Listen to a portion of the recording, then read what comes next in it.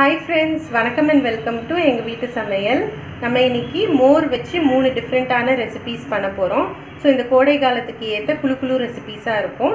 இதுல பாத்தீங்கன்னா நிறைய சத்து இருக்கு. நம்ம இந்த வெயில் காலத்துல நம்ம பாடி ரொம்ப ஹீட் ஆகும். சோ நம்ம இத சாப்பிட்டு வந்தோம் அப்படினா பாடி நல்லா கூலா இருக்கும். தவிர வந்து யூரினரி இன்ஃபெக்ஷன் இல்லாட்டி ஸ்டொமக் அல்சர் இல்ல அசிடிட்டி இருந்தாலும் இது நம்ம குடிச்சிட்டு வந்தோம் அப்படினா நல்ல எஃபெக்ட் தெரியும் நமக்கு. இது வந்து நம்ம மோர் வச்சு பண்றோம். எல்லாருக்கும் தெரியும் மோர்ல நிறைய கால்சியம் சத்து இருக்கு அப்படினு சொல்லிட்டு. சோ நம்ம எலும்புகளுக்கு ரொம்ப நல்லது. அது தவிர இதுல வந்து லாக்டோபாசிலஸ் பாக்டீரியா இருக்கு. சோ அது வந்து உடம்புக்கு நல்ல பாக்டீரியா. சோ வயித்துல உள்ள புண்ணெல்லாம் இது வந்து ஆத்தும். சோ இந்த 3 டிஃபரண்ட் மோர் வச்சு பண்ற ரெசிபீஸ் என்னென்ன அப்படின்றத பாப்போம் வாங்க.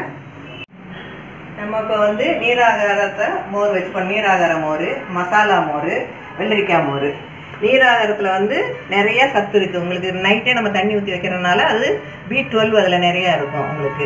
இப்போ சளி பிடிக்கிறவங்க அது மோர் இதுன்னு சேர்த்தா சளி பிடிக்கும்னு நினைக்கிறவங்க கொஞ்சோண்டு அதில் சுடு தண்ணி போட்டுக்கோங்க. போட்டிங்கன்னா உங்களுக்கு சளி பிடிக்காது. அதே மாதிரி மசாலா மோர் செய்கிறதுக்கு நம்ம வெங்காயம், சின்ன வெங்காயம், கருவேப்பிலை, பச்சை மிளகாய், இது மல்லி எல்லாம் போடுறோம். இது சின்ன வெங்காயத்துல எல்லாம் பார்த்தீங்கன்னா உங்களுக்கு குளிர்ச்சி தன்மை எல்லாம் இருக்கிறனால நம்ம ஹீட்டை வந்து சமன்படுத்தும் உங்களுக்கு. அது மாதிரி வெள்ளரிக்காயும் ரொம்ப உடம்புக்கு ஹெல்த்தி. இஞ்சி சேர்ப்போம். இஞ்சி சேர்க்கறது வந்து டைஜஷனுக்கு ரொம்ப நல்லது. ஃபர்ஸ்ட் நீராகாரம் எப்படி பண்ணலான்னு பார்ப்போம். அதுக்கு வந்து நீங்கள் சின்ன வெங்காயம் ஒரு 4-5 எடுத்துக்கோங்க. அதை வந்து வெட்டி மிக்சியில் போட்டுக்கோங்க. அப்புறம் ஒரு சின்ன மிளகா அதை ஹாஃப் எடுத்துட்டு அதோட விதையெல்லாம் நீக்கிடுங்க. விதையை நீக்கிட்டு அந்த இதை மட்டும் போட்டுக்கோங்க.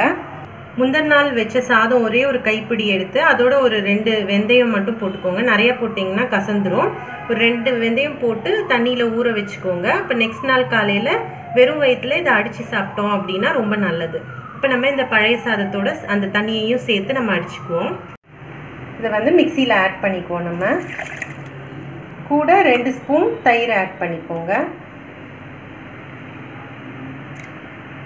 கொஞ்சமாக உப்பு சேர்த்துக்கோங்க.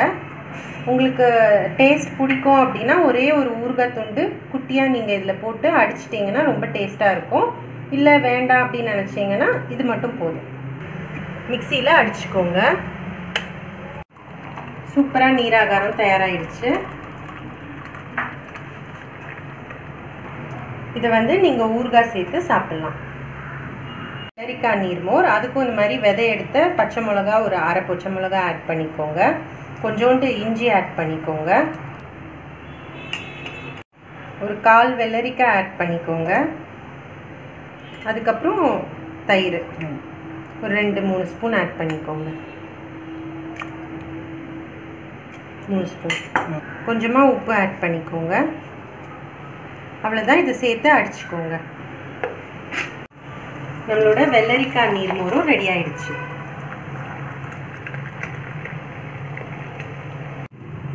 வெள்ளரிக்காய் நீர்மோருக்கு மேலே கொஞ்சோண்டு ஜீரகத்தூள் நீங்கள் ஸ்ப்ரிங்கிள் பண்ணிக்கோங்க. சாப்பிடும்போது நல்லாயிருக்கும். டைஜஷனுக்கும் உங்களுக்கு நல்லது.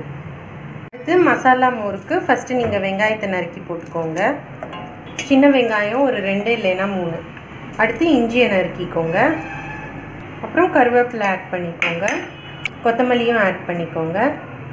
அடுத்து விதை நீக்கின பச்சை மிளகாய் ஒரு 1/2 உங்கள் காரத்துக்கு ஏற்ப நீங்கள் ஆட் பண்ணிக்கோங்க. தேவைக்கேற்ப உப்பு சேர்த்துக்கோங்க. இது எல்லாத்தையும் மிக்சியில் வந்து ஒரு அடி அடிச்சுக்கோங்க. அதுக்கப்புறம் நம்ம தயிர் சேர்த்துக்கலாம். இந்த மாதிரி அரைச்சிக்கோங்க. அரைச்ச பிறகு தேவையான அளவு தயிர் போட்டு திரும்பவும் ஒருக்க அடிச்சுக்கோங்க. நம்ம இப்போ காமிச்ச இந்த 3 நீர்மோர் ரெசிபிலையும் நீங்கள் தேவையான அளவு தண்ணி சேர்த்துக்கலாம். பேரே நீர்மோர் ரெசிபி தான். அதனால் உங்களுக்கு எவ்வளோ தண்ணி தேவையோ அந்த அளவுக்கு நீங்கள் சேர்த்துக்கலாம். அதுக்கப்புறம் அரைச்ச பிறகு இது வந்து அரைச்சிட்டோம். இப்போ வந்து நம்ம பெருங்காயம் சேர்த்துக்கலாம். இதை ஃபஸ்ட்டே ஆட் பண்ணணும், நாங்கள் மறந்துட்டோம். தேவையான அளவு தண்ணி விட்டுக்கோங்க. அப்புறம் இதை ஃபில்டர் பண்ணிடுங்க.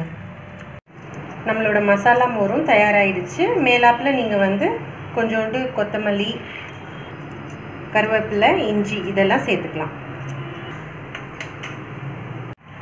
நம்மளோட 3 விதமான நீர்மோர் ரெசிபீஸும் சூப்பராக தயாராகிடுச்சு.